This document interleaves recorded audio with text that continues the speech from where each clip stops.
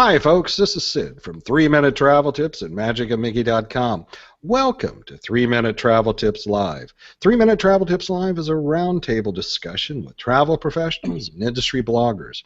We're here to talk about vacation topics in a little more detail.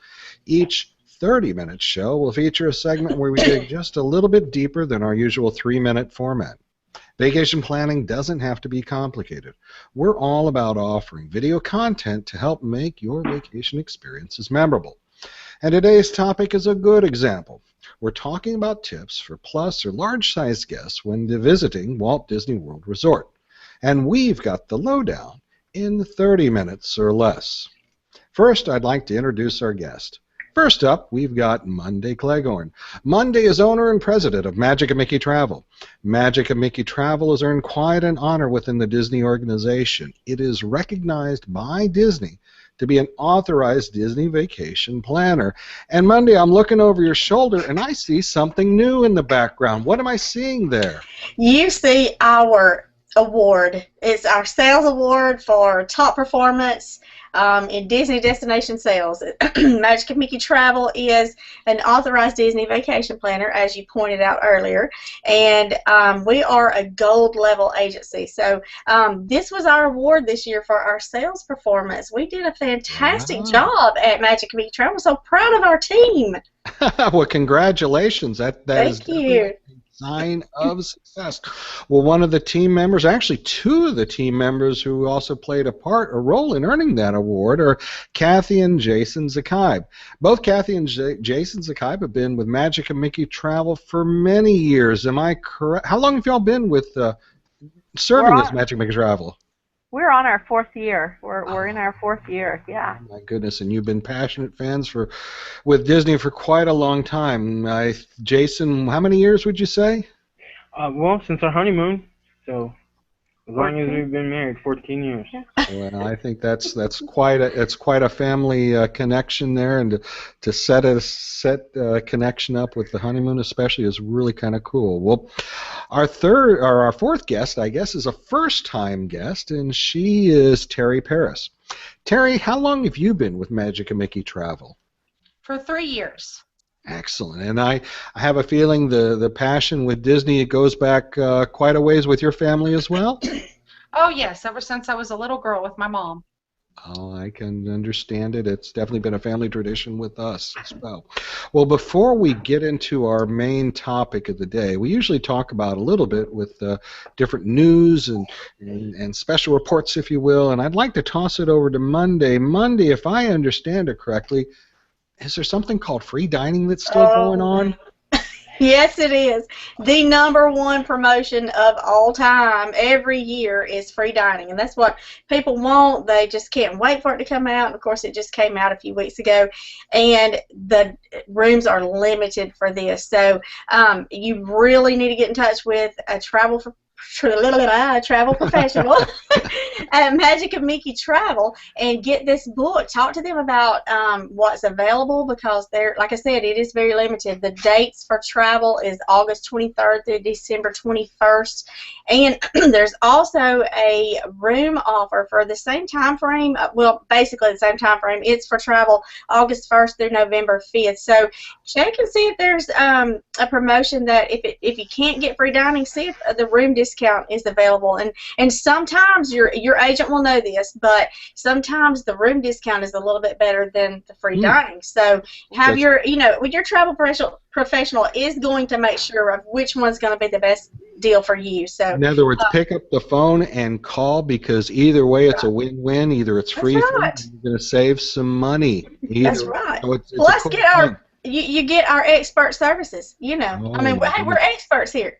You bet. Well, with the award like that, it clearly shows that exactly. something's been going right. Well, now, if they are looking to go visit Walt Disney World, I understand, are there some new attractions, new things? Oh, my goodness. Yes, there's all kinds of new things coming to Walt Disney World this summer. They are calling this Awakened Summer. So they've got all kinds of things. Star Wars, new Star Wars things are coming to Hollywood Studios. A new projection fireworks show is going to be at Hollywood Studios, and it's going to be right now they've got one that's themed is themed Star Wars. I'm getting ahead of myself. But this is going to have a projection show also, and it's going to be fantastic. The new Frozen ride is coming to Epcot. Soaring opens back up on the 17th of June, and it's been refurbished and a new movie added, and just lots of really good things coming. Plus there's an Awakened Summer promotion going on, so it is for travel June 12th through August 25th. And big news coinciding with that, we have at Magic of Mickey Travel, we have a big deal going on. If you book summer travel during some of those dates, ours is June 26th through August 31st is your travel dates. You'll be entered to win $200, $300, or $500. That's three people we're going to be winning that, and that's a big deal. Then we also have got a yeah. Hey, who don't want some money? I mean, I do. Yeah. But just get in touch with one of us, and hey, one more thing too, Sid. The new town center has opened at Disney Springs, and there's a lot of new stores down there that Sprinkles Cupcake ATM. I got to test that out. Well, I think also in addition to the contest, Disney Springs, isn't there something going on in September involving Disney? Yes, it is. We are going on a cruise. Magic of Mickey Travel is going on a cruise. Right now we have about 100 people who are going to set sail with us September the 16th. So if you want to be a part of this trip, contact one of us and let us get you booked, because we would love to have you on board with us.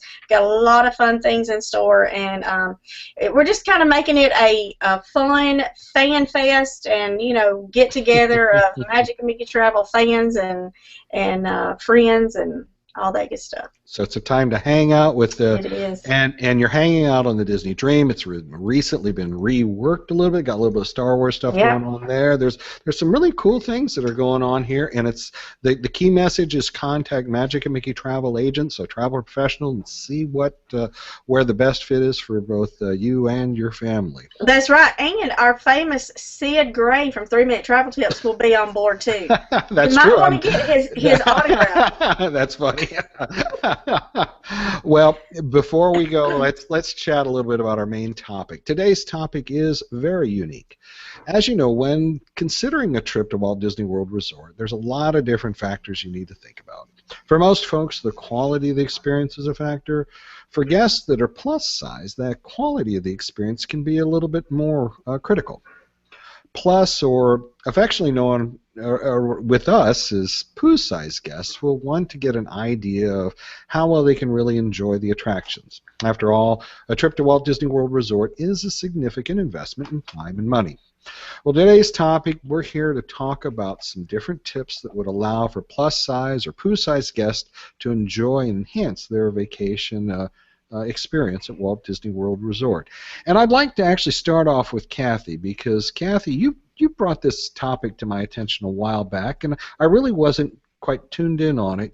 Can you share a little bit, what is a Pooh-sized guest, and what does it mean when we're talking about a vacation experience like this? So basically anybody that's has some extra fluff and that are worried about getting on the rides at Disney. It's a big fear. If you've been to any other theme parks, a lot of theme parks you don't fit on rides. So, if you're going to go to Disney, you want to make sure that you can fit, and you want to be comfortable, and you want to be able to enjoy the vacation with your kids. I follow. Jason, you've had a chance to kind of experience. I mean, what's your take on this topic? Well, I have never had a bad experience at Disney World. I've been able to fit on all the rides at Disney World, but every other theme park I've been to, I've had to do the fat walk of shame, as we call it. Well, I've always had issues at every other park, but never at Disney World. In other words, it can be a challenge, and so it's something that for some guests it can bring a little bit of anxiety, or certainly it questions, well, what kind of the experience could I have when visiting Walt Disney World Resort? Teri, talking about this topic, what are some general guidelines that a guest should be thinking about before they actually come to Orlando? Any thoughts come to mind?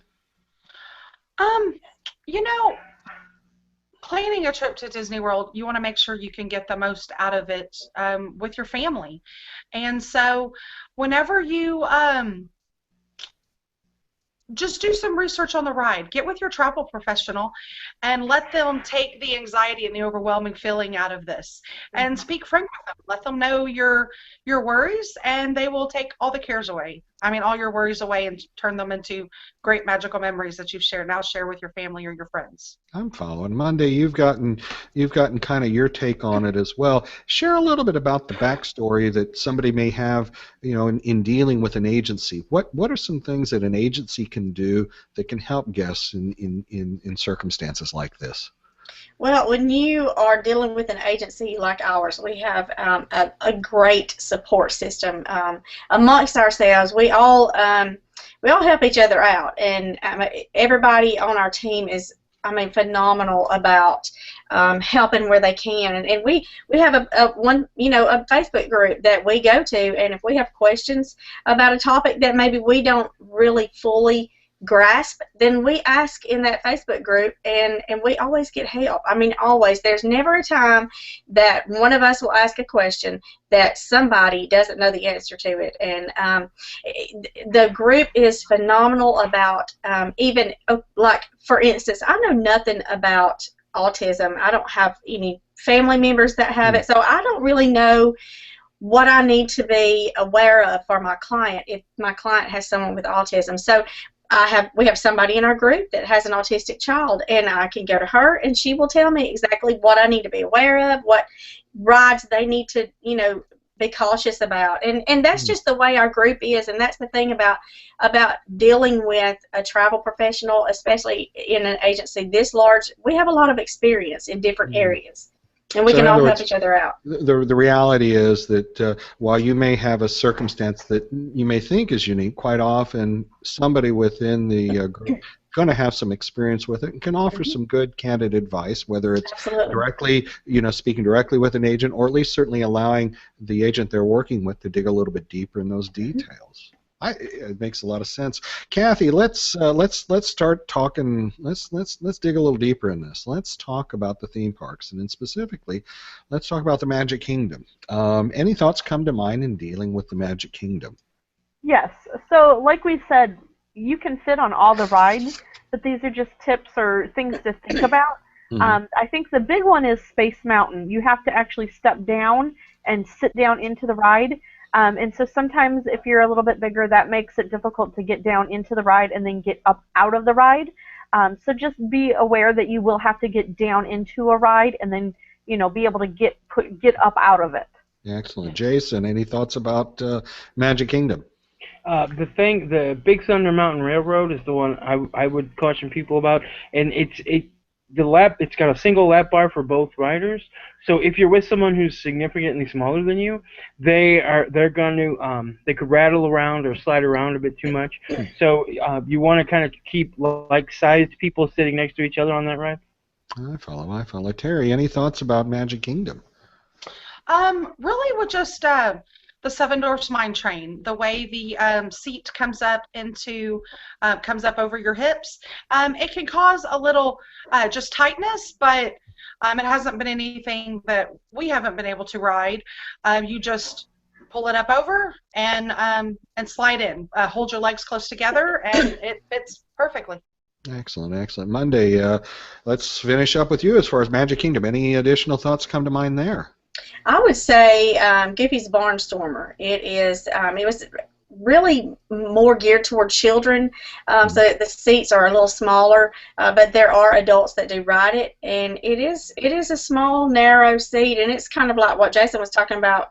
The lap bar, it has the lap bar, so if you've got a smaller person next to you, you want to be careful and at least maybe put your arm around them, keep them from flying out. Well, it sounds like the general consensus, though, is all the attractions are available, but it's something that you may want to. It may be a little bit snug, and it's definitely worthwhile to ask a little bit about. But let's carry on. Let's go over to Epcot. Cathy, any thoughts about Epcot? No, the rides soar, and sometimes there is a seat belt but again you just pull it. And then you pull it all the way up and then click it in. But Epcot's there isn't a lot to really worry about. The only thing that one of the tips Jason and I have, if you're like on a boat ride, like the one in Mexico with Donald Duck, just make sure that you balance the seat out. You don't put the two heaviest people right next to each other, and then the kids next. You just think about things and balancing the weight. Jason, any additional thoughts about Epcot? I would say the same goes for test drive, like Cathy was talking about with Soarin'. When you're on any ride that's got a seatbelt, you want to pull it all the way out, then sit down. So while you're standing, pull it out, sit down, then clip it in. It is much easier than trying to pull it across after you've already sat down. I'm following on. Teri, any thoughts about Epcot? With Mission Space, if you're a little bit more chesty, you're not going to have any issues. It comes up over you, but just be aware that if you're claustrophobic or if you're more graced up top, that you're able to, you just pull it down, and I haven't had any issues with it, but it is a fit, right, that comes over you. I'm following. Monday, a lot of thought. It sounds like the consensus with Epcot's a pretty easy place to pretty much traverse. Any thoughts about Epcot? Really only, I would say, maybe Test Track. It's kind of the same situation with Space Mountain. You do step down into the ride, and then you have to step back up. But the seats, it's not really narrow, but I guess there's not really quite as much room as there is. If you've got an open seat, it is an actual seat, individual seats. So. I really can't think of anything there. Most of the rides there, and that's the thing that we're talking about here is what concerns we have about, for larger people and being able to ride things. And for the most part, you don't have issues at Disney. Right. I mean, you just don't. I think that's the good story out of this. Is the reality is Disney does a lot to try to accommodate guests of all sizes, and whether they're small or larger or whatnot, they really do a pretty good job. Cathy, let's shift gears. Let's head over to Hollywood Studios. A lot of changes there. Any thoughts about some of the attractions at Hollywood Studios? Well, the only one really would be Tower of Terror. Again, the seatbelt. Pull it out before you sit. And then Rock and Roller Coaster, it is one that comes over you, so if you're a little chesty, it may be an issue, but typically you can fit. There's never been an issue. Jason, any thoughts? I would agree. Star Tours has the seatbelt thing as well. Most of the rides, there's plenty of room, so I haven't had any issues at the Hollywood Studios. Excellent. Teri, any thoughts about Hollywood Studios? The only thing I would really think of is the Muppets. When you get in there, they're seats. So you just sit on the front and then slide yourself to the back, and you won't have any issues. Excellent, excellent. Monday, any thoughts about Hollywood Studios? Not much. I mean, it's a great park. There's not many challenges there, so. I think they've touched on the things that are challenging, and there's really nothing else. Probably the story there with Hollywood Studios is how much that park is going to be changing, and there's some really cool things going. So, oh my goodness! In other words, it's more of a matter of stay tuned. Especially if you are a Toy Story fan or Star Wars fan. I mean. Ooh, yeah. Awesome. let's head over to Animal Kingdom. Cathy, any thoughts about Animal Kingdom? So this is the one ride that I think me and my husband were most worried about when we did our first adult-only trip. Our first trip was Cali River Rapids. We've been to some other theme parks where we didn't fit together, and it was embarrassing because they filled the whole cart and then we didn't fit, so we had to exit. That was our biggest fear, is would we sit in one and fit, and we did. So if you're looking at it, we're both pretty big people and we both fit. I would recommend, now that we have children, we just sit with a child to make it easier, but we fit, and I think that was the biggest fear going into our trip. Jason, anything to add? I would say the Festival of the Lion King, most of the seats there is bleacher style seating, so if you have trouble sitting for a long time or supporting your own back like that, you might want to talk to a cast member and see what they can do for you. That's what really my recommendation for anything is. If you're not sure or if you're worried, ask a cast member. They know. That through it. Absolutely, that is a very important suggestion. And when in doubt, just ask. In many cases, the attractions, the cast members that are going to be familiar with the circumstances. It's not a matter of feeling uneasy about it. It's a matter of just go ahead and asking, and they should be able to share any details and probably even offer some suggestions on where to sit if it is a certain attraction that may be a little bit tighter. Teri, let's. Any thoughts about Animal Kingdom? You know, at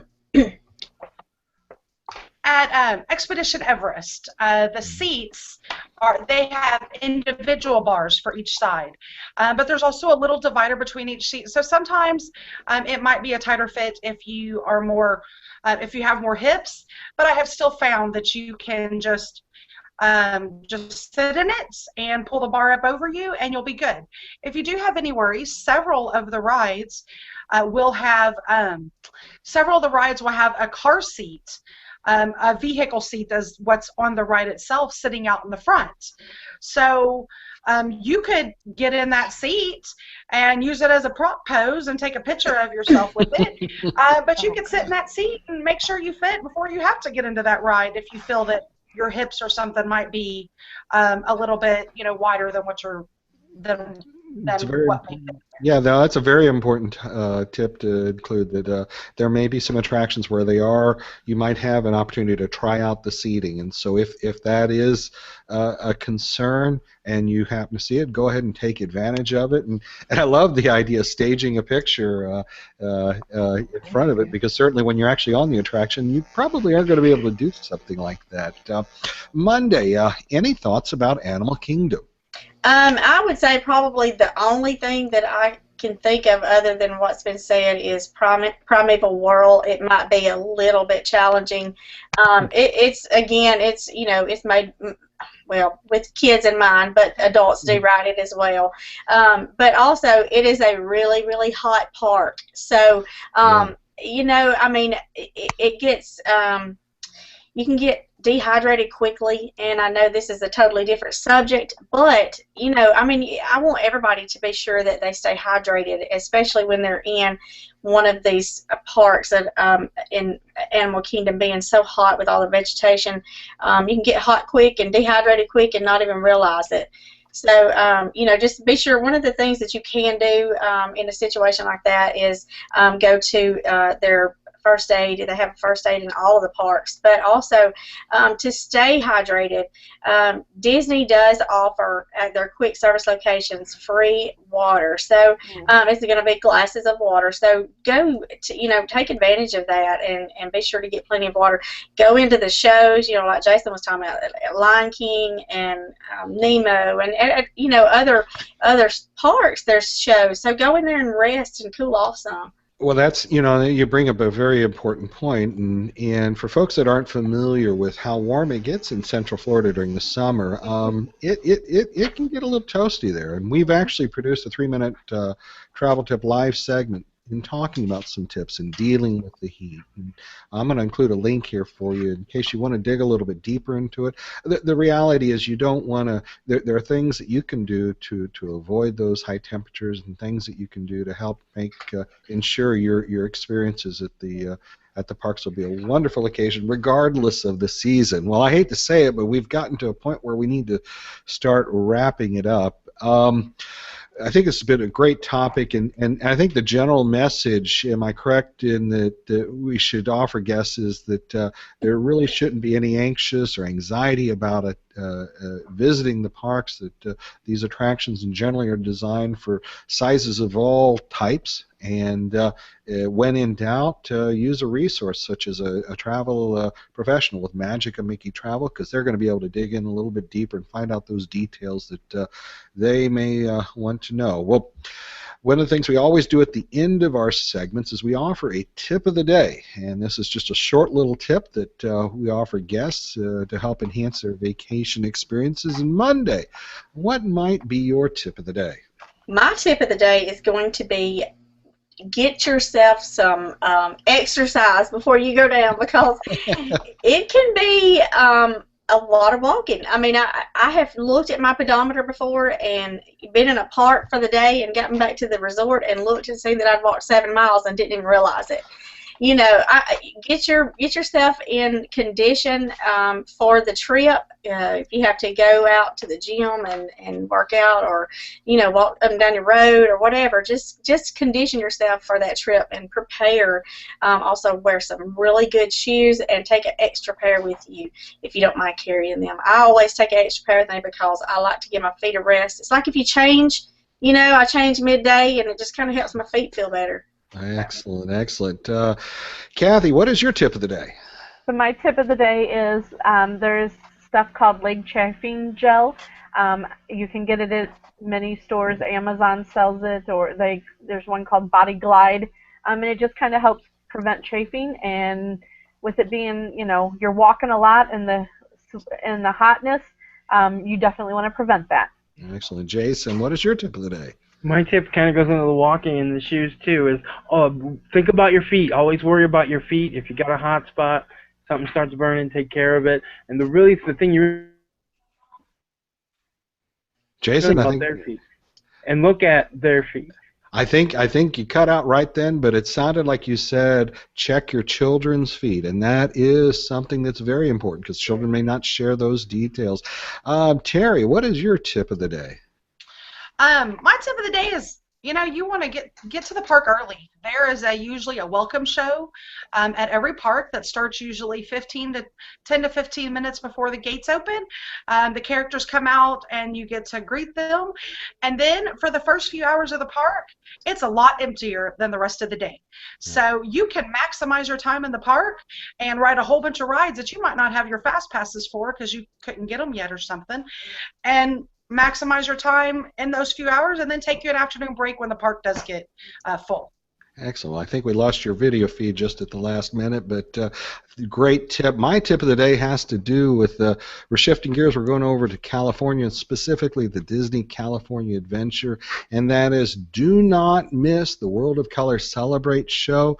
I recently had a chance to go see it. It is spectacular. It's an outdoor show that features water cannons, lasers, fire, fog, projections, all kinds of absolutely neat experiences. Frankly, right now, it is currently my most favorite show at Disney, so do not miss it if you get a chance. And that's saying something if it's a favorite show. But I hate to do it, but we need to wrap it up. I'd like to take the time to thank Monday, Cathy, Jason, and Teri, all of Magic of Mickey Travel. Well, that's it. In 30 minutes or less, for all your Disney travel needs, reach out to any of the dream makers of Magic of Mickey Travel. And for more travel tips, please subscribe below or check us out on Facebook, Twitter, and Pinterest. And you can also reach us at our blog website, 3minutetraveltips.com. Thanks for watching.